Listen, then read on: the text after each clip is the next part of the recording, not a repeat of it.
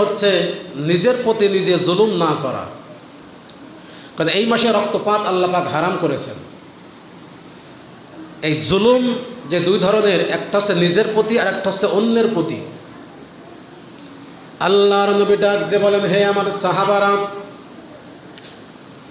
এই দুনিয়াতে মানুষ যদি দুইটি অপরাধ করে, এই দুইটি অপরাধের বিনিময়ে আল্লাহ পাক দুনিয়া থেকে তাকে শাস্তি দিয়ে তারপর আখিরাতে নিবে। এই দুইটি শাস্তি না নেওয়া পর্যন্ত, না দেওয়া পর্যন্ত তার মরণ হবে না।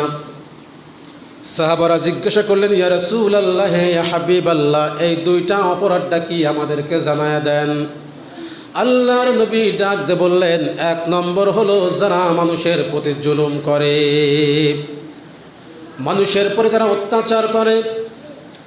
লোকটা অসহায়, গরিব, অসহায়ের সুযোগ নিয়ে তারপরে অত্যাচার করা, এইটাকে জুলুম বলা হয়। তার গায়ে হাত তোলা, বিভিন্ন কথার মাধ্যমে তাকে জুলুম করা, এই জুলুম যে ব্যক্তি করবে, নবীজি বলেন দুনিয়াতে শাস্তি না দেওয়া পর্যন্ত তার মরণ হবে না।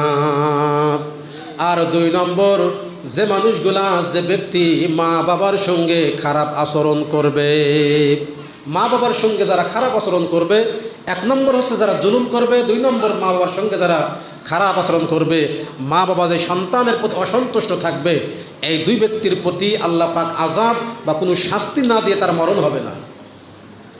এখন আপনি দুনিয়াতে তাকে দেখেন, মা বাবাকে যারা কষ্ট দেয়, আপনি এক সময় সন্তান ছিলেন, যখন বাবা হবেন ওই সন্তান দ্বারাই আল্লাহ পাক আপনাকে শাস্তি দিবেন। এমনকি আপনি যার প্রতি জুলুম করলেন, এই জুলুমের বিচার আল্লাহ পাক দুনিয়াতে যে করে হোক, যেমনি হোক, আপনাকে শাস্তি দিয়ে তারপর মৃত্যুবরণ করাবেন। তাহলে এক নম্বর